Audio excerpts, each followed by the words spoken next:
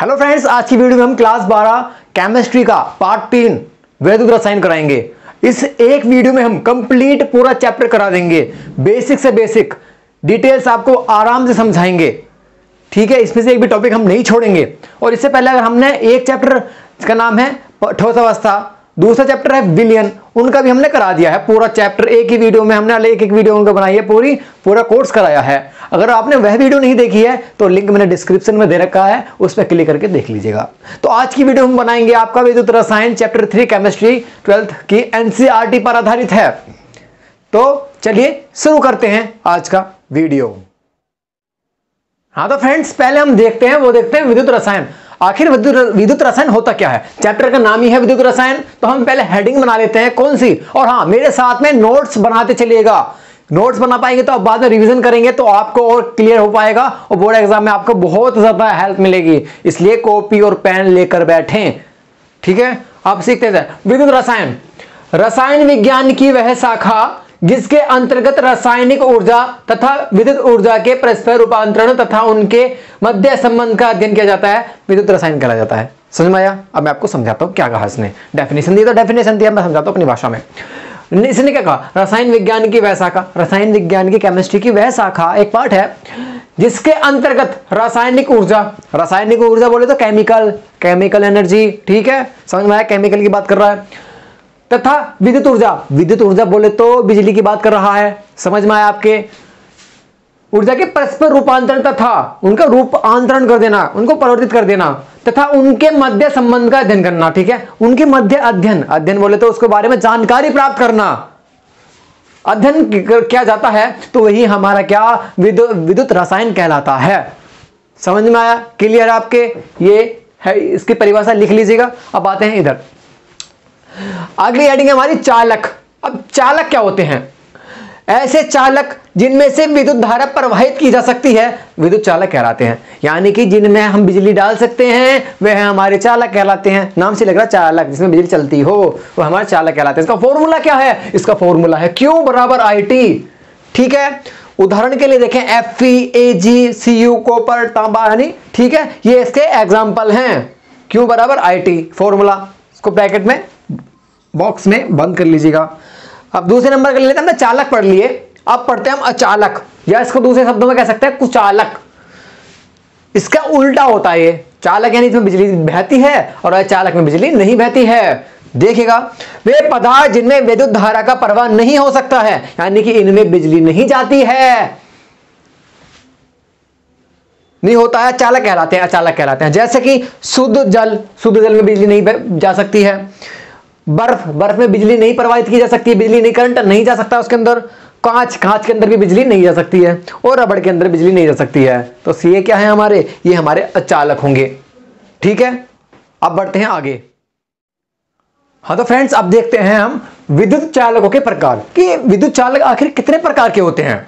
तो देखिएगा, यह 2 प्रकार के होते हैं। पहला है धातु चालक, दूसरा है विद्युत अपघटनी चालक। ठीक है, तो हम पहले वाले की हेडिंग बना लेते हैं धात्विक चालक की।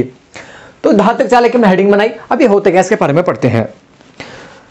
वे चालक पदार्थ जो कोई भी रासायनिक परिवर्तन किए बिना इलेक्ट्रॉनों की गति द्वारा विद्युत धारा का प्रवाह करते हैं, धात्विक चालक कहलाते हैं। अब इसको समझते हैं तो हो गई इसकी डेफिनेशन। ये होते क्या है, यानी इन्होंने कहा वे चालक पदार्थ, वे चालक, ठीक है, चालक पदार्थ, आपको चालक पढ़ा चुका हूं मैं। वे चालक पदार्थ जो कोई भी रासायनिक परिवर्तन किए बिना, यानी कि रासायनिक परिवर्तन नहीं होगा, केमिकल में चेंज नहीं होगा, के बिना इलेक्ट्रॉनों की गति द्वारा विद्युत धारा का प्रवाह करते हैं। ठीक है, जितनी इलेक्ट्रॉनिक गति होगी ना उसके द्वारा बिजली का प्रवाह करते हैं। कितनी तेज इलेक्ट्रॉन चलेंगे उतनी तेज बिजली चलेगी। ये इस डेफिनेशन में कहा, इलेक्ट्रॉन की गति द्वारा विद्युत धारा का प्रवाह करते हैं, इलेक्ट्रॉन की गति से ही विद्युत धारा का प्रवाह होगा। इनको ही हम धात्विक चालक कहते हैं। क्लियर आपके लिए, है ना?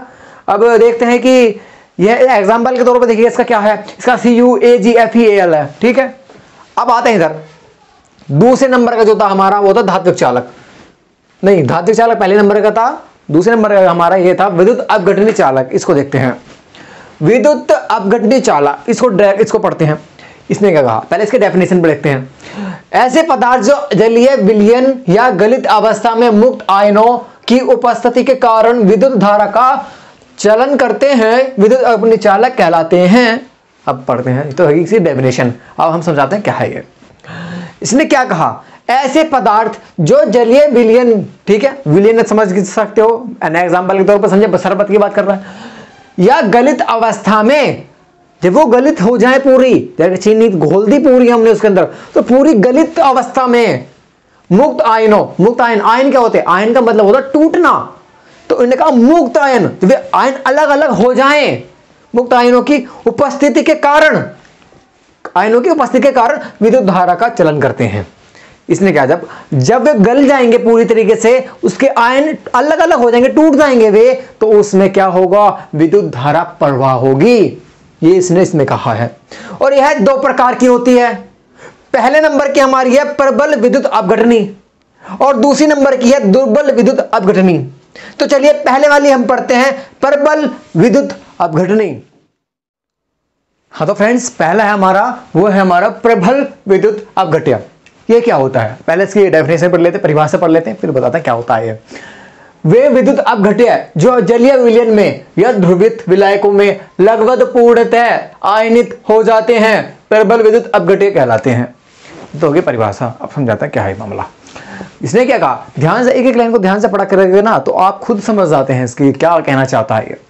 वे विद्युत अपघट्य जो जलीय विलयन में, ठीक है, जलीय विलयन, विलयन यानी कि कोई मान लीजिए शरबत, जलीय, जलीय मतलब जल वाला, ठीक है, जलीय विलयन शरबत मान के चलिएगा एग्जांपल के तौर में, शरबत में या ध्रुवित विलायकों में या फिर ध्रुवित विलायकों में, दोनों बात एक ही है, लगभग पूर्णतः, लगभग पूरी तरह से आयनित, आयनित माने टूटना, हो जाते हैं, तो प्रबल विद्युत अपघट्य हो जाते कहलाते हैं। जो मतलब कि शरबत में पूरी तरह टूट जाते हैं, आयन उसके टूट जाते हैं, वही हमारा प्रबल विद्युत अपघट्य कहलाता है। एग्जांपल के तौर पर समझेगा NaCl, KCl, NaOH, ठीक है, ये तो पहले वाला। अब पढ़ते हैं प्रबल, तो हमने पढ़ लिया ये वाला, अब हम पढ़ते हैं दुर्बल। दुर्बल विद्युत अपघट्य, ठीक है, इसमें क्या होता है, वे विद्युत अपघट्य जो जलीय विलयन या ध्रुवीय विलायकों में लगभग पूर्णतः आयनित नहीं होते हैं, दुर्बल विद्युत अपघट्य कहलाते हैं। ये इसका उल्टा है, इसमें गुलित हो जाएंगे, टूट जाएंगे, आयन हो जाएंगे, लेकिन यहां आयनित नहीं होते हैं, प्लस माइनस नहीं होते हैं, तो ये क्या कहलाता है, दुर्बल विद्युत अपघट्य। इसका जो है एग्जांपल है CHCOOH और NH4OH और H2CO3 आदि, ठीक है। अब बढ़ते हैं हम आगे। हाँ दोस्तों, हमारा अगला है वो है हमारा चालकत्व। ये रहा चालकत्व। क्या होता है चालकत्व, किसी चालक में आसानी से विद्युत धारा प्रवाहित होने के गुण को चालकत्व कहते हैं। इसे प्रतिरोध R के व्युत्क्रम के बराबर होता है। तो इसने कहा यानी किसी चालक में आसानी से विद्युत धारा प्रवाहित की जा सके, जैसे कि तार हमारे पास क्या ऐसा चालक है, ये बिजली आसानी से जा सकती है, तो इसने कहा कि चालक में आसानी से विद्युत धारा प्रवाहित होने के गुण को, जिसमें गुण हो ऐसा कि बिजली आराम से चली जाए, वही हमारा क्या कहलाता है, चालक कहलाता है। और ये किसके व्युत्क्रमानुपाती होता है, ये R के व्युत्क्रमानुपाती होता है, प्रतिरोध, ठीक है, तो बराबर होता है C = 1/R और इसका मात्रक ओम इनवर्स या म्यो होता है। समझ में आया आपको। अब बढ़ते हैं इधर की तरफ। विशिष्ट चालकता, विशिष्ट यानी कि विशिष्ट प्रकार की उसमें के अंदर खूबियां पाई जाती है। विशिष्ट प्रतिरोध के व्युत्क्रम को, अब विशिष्ट प्रतिरोध क्या होता है, हमारा होता है रो, वो हम आपको अब आगे हेडिंग आएगी हमारी विशिष्ट प्रतिरोध, वो उसमें हम आपको समझा देंगे विशिष्ट प्रतिरोध क्या होता है।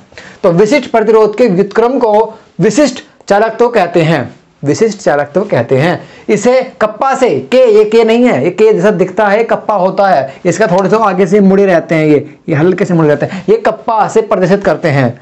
बहुत सारे बच्चे इसको कटप्पा भी बोलते हैं लेकिन ये कप्पा है। तो कप्पा = के नहीं, कप्पा = 1/रो, ये रो ही हमारा विशिष्ट प्रतिरोध था, ठीक है। अब हम ये आपके समझ में आया। और इसका मात्रक ओम इनवर्स सेमी इनवर्स होता है या म्यो सेमी इनवर्स होता है। तो चलिए विशिष्ट प्रतिरोध, अब हम हेडिंग डालते हैं विशिष्ट प्रतिरोध, उसको पढ़ते हैं। हाँ तो फ्रेंड्स, अब देखते हैं हम विशिष्ट प्रतिरोध। ये रहा विशिष्ट प्रतिरोध क्या होता है, अब ध्यान समझिएगा। किसी चालक का प्रतिरोध R, किसी चालक का प्रतिरोध R होगा, उसकी लंबाई L, उसकी लंबाई L के समानुपाती। वो ये पहले वाली लाइन ने कहा किसी चालक का प्रतिरोध R ना, उसकी लंबाई L के समानुपाती होगा। हमने पहले वाली लिख दी यहां पर, ये रहा R समानुपाती किसका होगा, L। RL के समानुपाती होगा। इतना बात क्लियर? ठीक है। उसके बाद लिखेंगे तथा अनुप्रस्थ काट का के क्षेत्रफल A व्युत्क्रमणपाती होता है। अब R के क्या होता है? ये व्युत्क्रमणपाती होता है। क्या?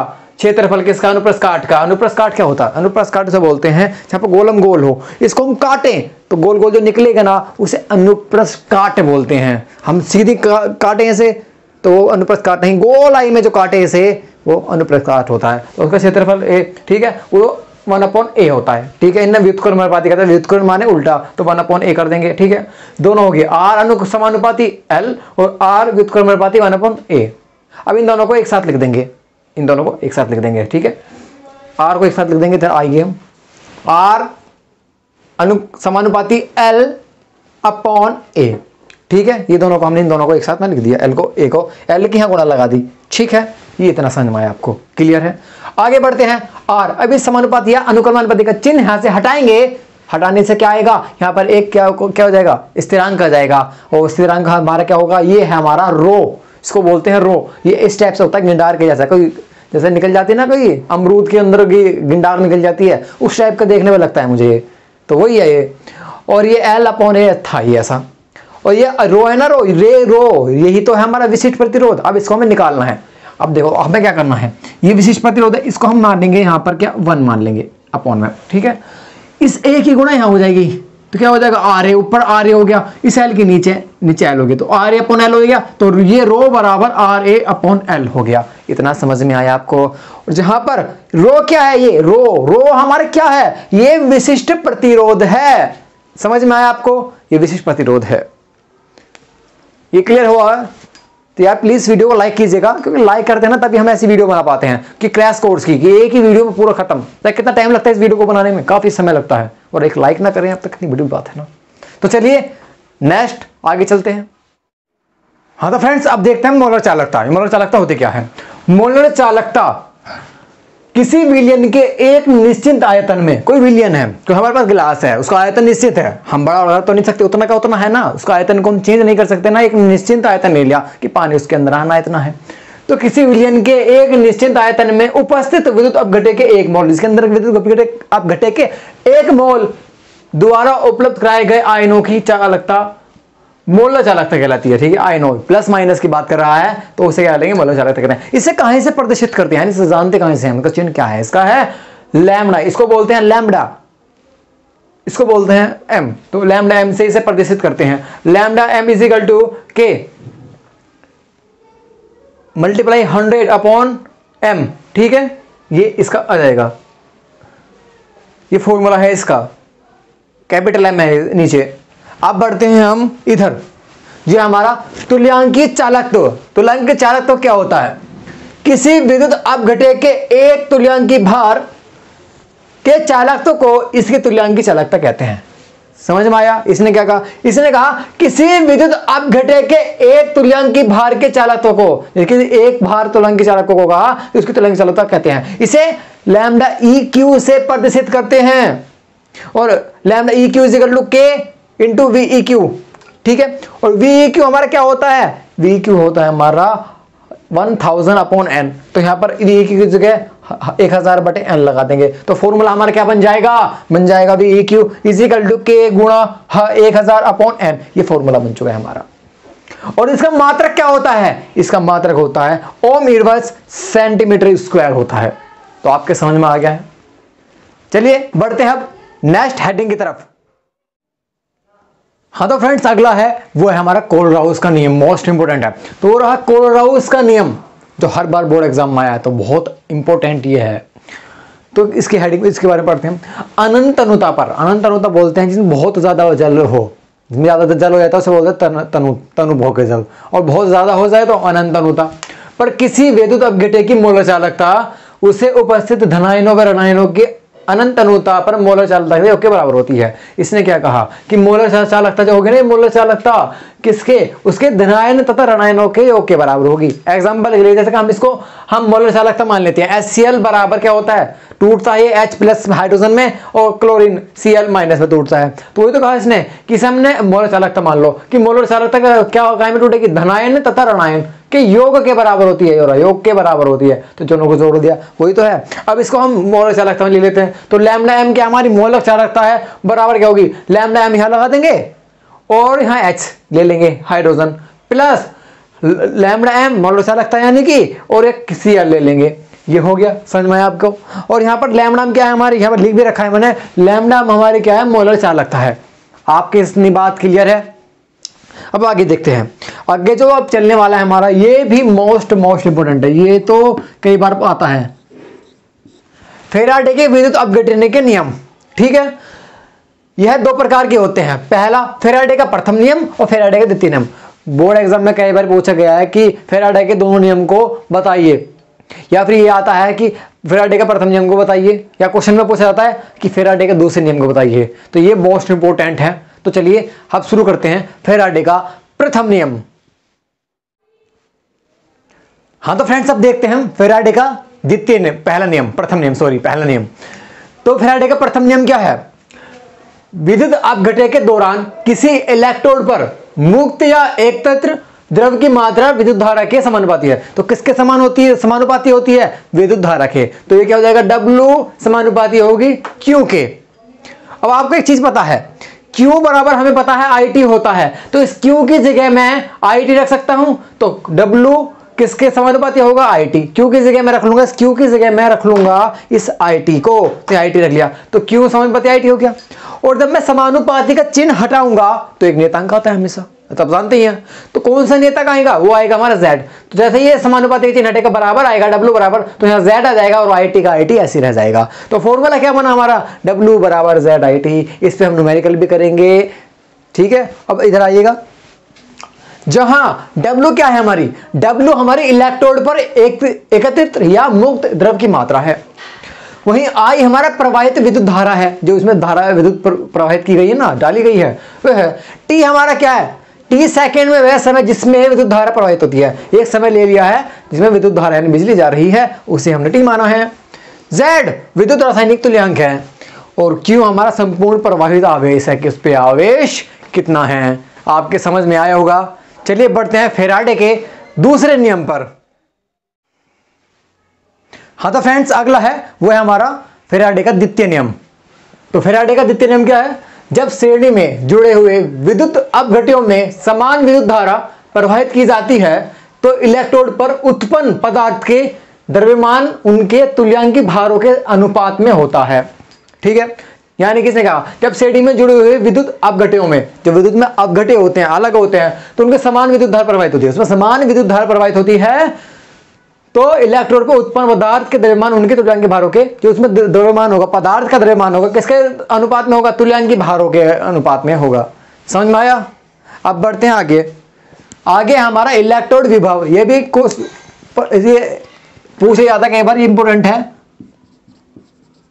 इसकी परिभाषा पूछ ली जाती है कि इलेक्ट्रोड विभव किसे कहते हैं। तो हम इसके आसानी से जवाब दे सकते हैं कि इलेक्ट्रोड विभव धातुओं के उनके लवण के विलयनों के आयनों के मध्य जो विभवांतर उत्पन्न होता है उसे इलेक्ट्रोड विभव कहते हैं। इसे ई से प्रतिष्ठित करते हैं। इसका मात्रक वोल्ट होता है। इसने क्या कहा, आप ध्यान से समझेंगे, थोड़ा सा आपको डिटेल में समझाता हूं। इसने क्या कहा, जैसे कि जगह कहाँ है, यहाँ है, ये हमने ले लिया ए, इसमें हमारा कुछ भी विलयन है हमारा, ठीक है, धातु होके उनके लड़के, इसमें धातु की हमने छड़ ले ली, छड़ डाल दी, क्या है, धातु, ठीक है, धातु है। तो धातु होगा उनके लवण के विलयन के आयनों के मध्य विभवांतर, उनके आयनों के मध्य विभवांतर होगा, यानी कि जब हम छड़ को इसमें डालेंगे ना तो इसके आसपास जो आयन होंगे ना वे उससे दूर हट जाएंगे, उनके अंदर विभवांतर उत्पन्न हो जाएगा, तो उसे ही कहते हैं इलेक्ट्रोड विभव। उसे कहां से प्रेजेंट करते हैं, प्रदर्शित करते हैं, यानी प्रकट करते हैं, इसे ई से प्रकट करते हैं। इसका मात्रक वोल्ट होता है। यह निम्न कारकों पर निर्भर करता है। ये कंडीशन कब होगी, ये निम्न कारकों पर निर्भर करता है। पहला, धातु इलेक्ट्रोड की प्रकृति पर, कि धातु की प्रकृति कैसी है। दूसरा, विलयन का तापमान, कि विलयन का तापमान कितना है, तभी तो विभवांतर होगा, ऐसा थोड़ी ना हो जाएगा। तीसरा है विलयन में धातु आयनों की मोलरता, और चौथा है धातु आयन का अवकाश, ठीक है, जो धातु आयन उसमें ना हो। ये थे, अभी आपने पढ़ा इलेक्ट्रोड विभव। अब पढ़ते हैं हम आगे मानक इलेक्ट्रोड विभव। हाँ तो फ्रेंड्स अगला है मानक इलेक्ट्रोड विभव। तो ये रहा मानक इलेक्ट्रोड विभव। पहले वाला इलेक्ट्रोड विभव था और मानक इलेक्ट्रोड विभव, इसमें क्या अंतर है बताते हैं। जब किसी धातु के छड़ को 25 डिग्री पर उसी धातु के लवण के विलयन में डुबोते हैं तो धातु और विलयन के आयनों के मध्य जो विभवांतर उत्पन्न होता है उसे मानक इलेक्ट्रोड विभव कहते हैं। ठीक है, इसे ई नोट से, जीरो नहीं है, ई नोट है, ई नोट से प्रदर्शित करते हैं। अब देखो पहले वाली डेफिनेशन में क्या था, पहले वाली डेफिनेशन थी जब किसी धातु के छड़ को क्या उसके लवण के विलयन में डुबोते हैं, और यहाँ पर 25 डिग्री सेंटीग्रेड देता है, इतना अंतर है बस। उसमें तो सिंपल डाल देंगे नहीं, इसमें ताप होना चाहिए कितना, 25 डिग्री सेंटीग्रेड होना चाहिए। समझ में आया? जैसे कि यहां दिखाते हैं, हमारे पास ये है कोई बीकर है, इसके अंदर लवण का विलयन हमारा ये इसमें भरा हुआ है। ठीक है, लवण का विलयन भरा हुआ है, तो इसमें हम ले लेते हैं धातु के एक छड़ ले लेते हैं इसके अंदर, ये धातु की छड़ ली। ठीक है, ये क्या है, धातु की छड़। ये है ना, ये जो विलयन है इसको हम गर्म करेंगे, कितने पर गर्म करेंगे, 25 डिग्री सेंटीग्रेड पर, 25 डिग्री सेंटीग्रेड। अब गर्म कर दिया, अब इस धातु की छड़ को जैसे मैं इसके अंदर को डालूंगा ना, अंदर को डालूंगा तो ये छड़ है ना, तो विलयन है, विलयन तो विलयन के जो कण होंगे वो इससे परे को जाएंगे, परे को इससे टकराएंगे ना, नीचे को आएंगे, इसके साथ चिपकेंगे नहीं, परे को चले जाएंगे, परे को ये इस पीछे हटते जाएंगे, पीछे हटते जाएंगे। तो वही तो इस परिभाषा में कहा गया है कि जब किसी धातु के छड़ को 25 डिग्री सेंटीग्रेड पर उसी धातु के लवण के विलयन में, इसी में ही डुबोते हैं, हमने डुबो दिया जी, तो धातु और विलयन के आयनों के मध्य विभवांतर होता है। तो धातु और विलयन, ये विलयन भरा हुआ है, इसके आयनों के मध्य विभवांतर, विभवांतर माने अंतर होता है, ये इससे अलग अलग भागेंगे, तो उसे कहते हैं मानक इलेक्ट्रोड विभव, इसे ई नोट से प्रेजेंट करते हैं। आपके समझ में आया? आप पढ़ते हैं अगली हेडिंग है जो मोस्ट इंपोर्टेंट है, वो है हमारी नष्ट समीकरण, और इन दोनों चीज का यूज होगा उसमें, इलेक्ट्रोड विभव का भी, मानक इलेक्ट्रोड विभव का भी। तो चलिए शुरू करते हैं नष्ट समीकरण। हाँ तो फ्रेंड्स अब हम पढ़ते हैं नष्ट समीकरण। आइएगा, नष्ट समीकरण मोस्ट इंपोर्टेंट है भी। नष्ट ने एक वैज्ञानिक था जिसका नाम था नष्ट, तो नाम ही थोड़ा अजीब है, नष्ट कर देना किसी चीज को, अब उनके परिवार ने रखा होगा, चलो। तो नष्ट ने इलेक्ट्रोड विभव और मानक इलेक्ट्रोड विभव ज्ञात करने के लिए एक समीकरण प्रतिपादित की, यानी कि उसने एक समीकरण बनाई कि मानक इलेक्ट्रोड विभव कैसे निकालेंगे और इलेक्ट्रोड विभव कैसे निकालेंगे, जिसे नष्ट समीकरण कहा गया। उसके नाम पर ही रख दी गई कि नष्ट समीकरण।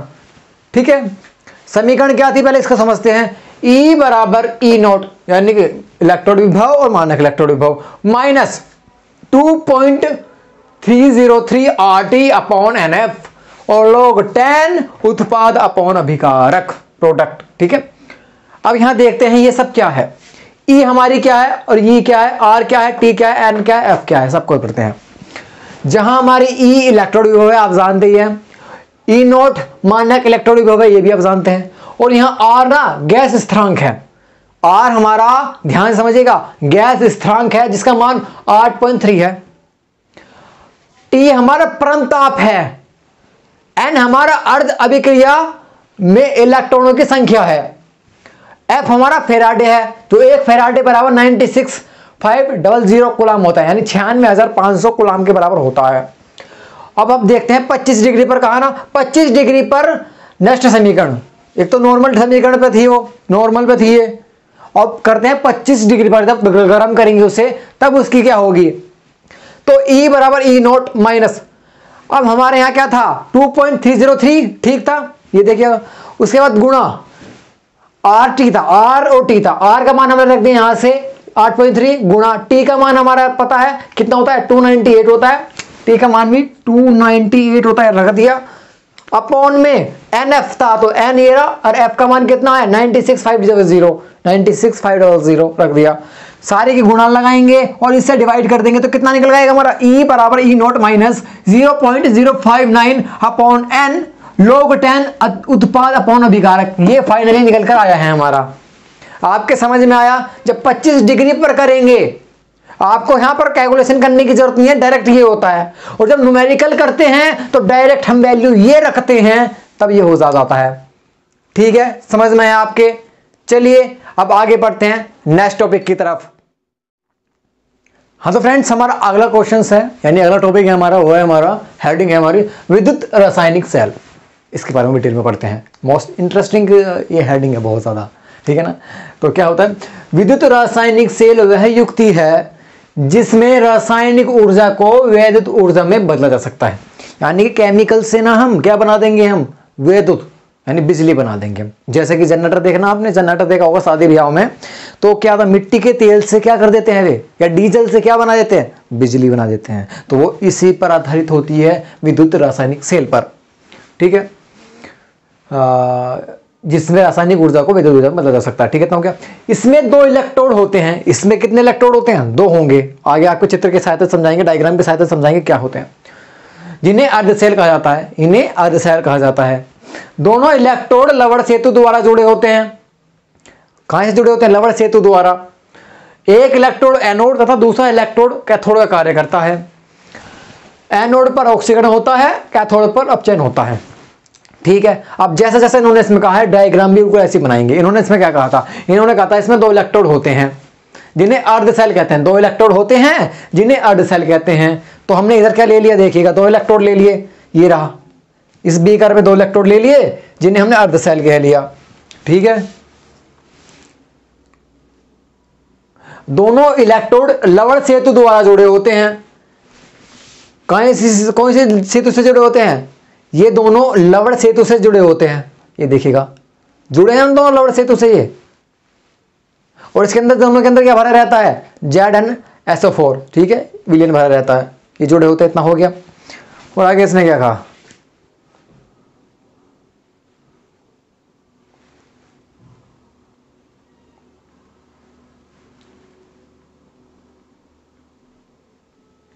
ठीक है। और इसके अंदर हमें काय की छड़ डाल देते हैं, इसके अंदर हम डाल देते हैं जेड की छड़, Zn की छड़ डाल देते हैं, ठीक है। और Zn की छड़ पर क्या होता है, एनोड का काम होती है, जो माइनस की होती है, लिखा ना, इलेक्ट्रोड इस पर है। तो एक इलेक्ट्रोड पर लवण सेतु जुड़े होते हैं, एक इलेक्ट्रोड एनोड का तथा दूसरा इलेक्ट्रोड कैथोड का काम करता है। तो एक इलेक्ट्रोड एनोड का काम कर रहा है, इसमें हमने Zn की छड़ लगा रखी है। दूसरा कैथोड का काम कर रहा है, यानी कैथोड मतलब कि प्लस का काम कर रहा है इसमें, जो Cu की छड़ है। अब इन दोनों छड़ों को एक साथ जोड़ देंगे, तो इसमें इलेक्ट्रोड पर विद्युत का प्रवाह कर देंगे, यहां से इलेक्ट्रोड पर विद्युत का प्रवाह कर देंगे, इससे बिजली चलने लग जाएगी। समझ में आया आपको? ये था हमारा विद्युत रासायनिक सेल, आपके क्लियर हो चुका होगा। चलिए अब बढ़ते हैं विद्युत अपघटनी सेल। हाँ तो फ्रेंड्स, हमारा जो दूसरी हेडिंग है वो भी मोस्ट इंपोर्टेंट है, वो है विद्युत अपघटनी सेल। अभी हमने विद्युत रासायनिक सेल पढ़ा था, ये इसका जस्ट अपोजिट यानी इसका उल्टा है। उस वाले में कौन सी रासायनिक ऊर्जा को विद्युत ऊर्जा में बदला जा सकता था। इस वाले में क्या होता है, विद्युत ऊर्जा को रासायनिक ऊर्जा में बदला जाता है। तो देखिएगा, विद्युत अपघटनी सेल वह सेल है जिसमें विद्युत अपघटनी की क्रिया होती है। विद्युत अपघटनी बोले तो विद्युत अभिक्रिया को रासायनिक अभिक्रिया में बदला जाता है। इस सेल में एनोड धनात्मक, इसमें क्या एनोड धनात्मक होता है और उस वाले में एनोड माइनस का होता था। कैथोड ऋणात्मक होता है और उसमें कैथोड प्लस का होता था, उल्टा है ना। इस सेल में एनोड तथा कैथोड दोनों एक ही पात्र में होते हैं, उसमें दोनों 2 पात्र में हुआ करते थे, ठीक है। डायग्राम में समझेंगे आप, ध्यान से समझेंगे, जिसमें विद्युत अपघटनी की क्रिया होती है। समझे, इस सेल में एनोड धनात्मक तथा कैथोड ऋणात्मक होता है। देखिएगा, इस सेल में एनोड प्लस का, कैथोड माइनस का होता है, ठीक है, ये ले लीजिएगा। इस सेल में एनोड तथा कैथोड दोनों इलेक्ट्रोड एक ही पात्र में होते हैं। इसमें दोनों इलेक्ट्रोड एक ही पात्र में होते हैं हमारा, और ये हमारा क्या विद्युत अपघटनी है जो इसके अंदर भरा हुआ है, ठीक है। ये सेल एनोड का कार्य करती है, कैथोड का, दोनों जुड़े होते हैं बैटरी द्वारा। समझ में आ गए आपके? अब हम विद्युत रासायनिक सेल तथा विद्युत अपघटनी सेल में अंतर करते हैं। हाँ तो फ्रेंड्स, अब हम करते हैं विद्युत रासायनिक सेल तथा विद्युत अपघटनी सेल में अंतर। जैसे कि आपके सामने दिख रहा है, विद्युत रासायनिक सेल तथा विद्युत अपघटनी सेल में अंतर कर लेते हैं। हमने बॉक्स बना लिया है, इस बॉक्स में हमने रखा है क्या, विद्युत रासायनिक सेल, और इस वाले बॉक्स में हमने रखा विद्युत अपघटनी सेल। इन दोनों के बारे में पढ़ते हैं डिटेल्स में। देखिएगा, पहला पॉइंट क्या है, विद्युत रासायनिक सेल में क्या होता है, इसमें एनोड ऋणात्मक होता है, यानी माइनस का रहता है एनोड, और इसमें विद्युत अपघटनी सेल में इसमें एनोड धनात्मक होता है, यानी प्लस का होता है। इसमें कैथोड धनात्मक होता है, इसमें कैथोड ऋणात्मक होता है। विद्युत रासायनिक सेल में इस सेल में रासायनिक ऊर्जा को विद्युत ऊर्जा में बदला जाता है, यानी इस वाले सेल में ना जो रासायनिक केमिकल से क्या बनाई जाती है, बिजली बनाई जाती है। और इस सेल में विद्युत ऊर्जा को रासायनिक ऊर्जा में बदला जाता है, यानी इस वाले सेल में क्या होगा, बिजली से केमिकल बनाया जाएगा। इसमें अलग अलग बर्तन में इलेक्ट्रोड रखते हैं, इस वाले में अलग अलग 2 बर्तन लिए थे ना हमने, उसमें रखते हैं इलेक्ट्रोड, लेकिन इस वाले में इसमें एक ही बर्तन में इलेक्ट्रोड रखते हैं। आपके समझ में आए दोनों में अंतर। अब हम पढ़ेंगे विद्युत रासायनिक श्रेणी।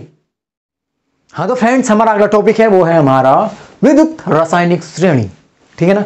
तो विभिन्न धातुओं को उनके मानक इलेक्ट्रोड विभव के बढ़ते हुए क्रम में रखने पर जो श्रेणी प्राप्त होती है उसे विद्युत रासायनिक श्रेणी, यानी उनके बढ़ते हुए क्रम कि पहले इतना छोटा था, फिर इतना बड़ा हुआ, फिर उससे बड़े वाला, फिर उससे बड़े वाला, फिर उससे बड़े वाला, तो बढ़ता क्रम है ना।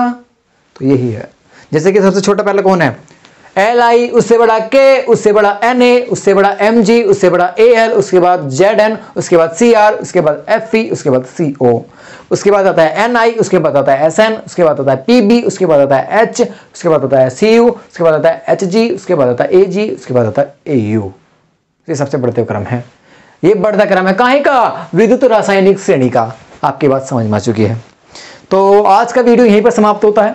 अगर आपको वीडियो अच्छा लगा हो ना तो ये वीडियो को लाइक जरूर करना, अपने दोस्तों में भी शेयर करना। अगर आप हमसे कुछ पूछना चाहते हैं, अगर कुछ डाउट है आपका तो नीचे कमेंट कर सकते हैं, ताकि हम ठीक है, ताकि हम उसका जवाब जल्दी जल्दी देंगे। और आपने इस चैनल को अभी सब्सक्राइब नहीं किया है तो सब्सक्राइब करें और बेल आइकन भी दबा दें, ताकि हमारी वीडियो का नोटिफिकेशन आपको मिलता रहे। तो हम ऐसी वीडियो में नेक्स्ट वीडियो में मिलेंगे। हाँ, हमने इसके और चैप्टर भी बना रखे हैं, ठोस अवस्था, विलयन और भी बहुत सारे। अगर आपने नहीं देखे हैं तो हमारे चैनल पर जाकर देख लीजिएगा, अन्य लिंक डिस्क्रिप्शन में दे देंगे। तो मिलते हैं नेक्स्ट वीडियो में, तब तक के लिए टाटा, सी यू, बाय बाय।